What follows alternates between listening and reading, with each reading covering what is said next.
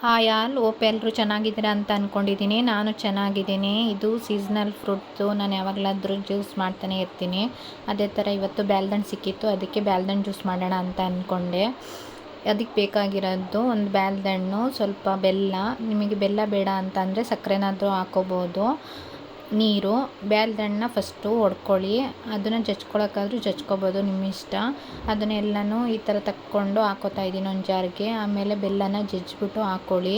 ಅದಾದಮೇಲೆ ಸ್ವಲ್ಪ ನೀರು ಸೇರಿಸಿ ಚೆನ್ನಾಗಿ ಗ್ರೈಂಡ್ ಮಾಡ್ಕೊಳ್ಳಿ. ಫೈನ್ ಪೇಸ್ಟ್ ಆಗಬೇಕು, ಅದೇ ಥರ ಗ್ರೈಂಡ್ ಮಾಡ್ಕೋಬೇಕು. ನಿಮಗೆ ಎಷ್ಟು ನೀರು ಬೇಕೋ ಅಷ್ಟು ನೀರನ್ನ ಆ್ಯಡ್ ಮಾಡ್ಕೊಳ್ಳಿ.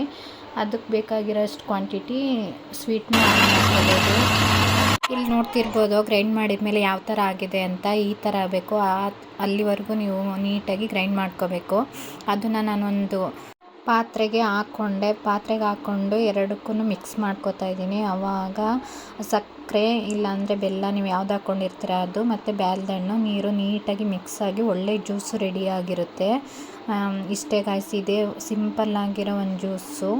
ಇದೇ ಥರ ವೀಡಿಯೋಗೆ ನನ್ನ ಚಾನಲ್ನ ಸಬ್ಸ್ಕ್ರೈಬ್ ಮಾಡಿ, ಶೇರ್ ಮಾಡಿ, ಸಪೋರ್ಟ್ ಮಾಡಿ. Thank you for watching the video.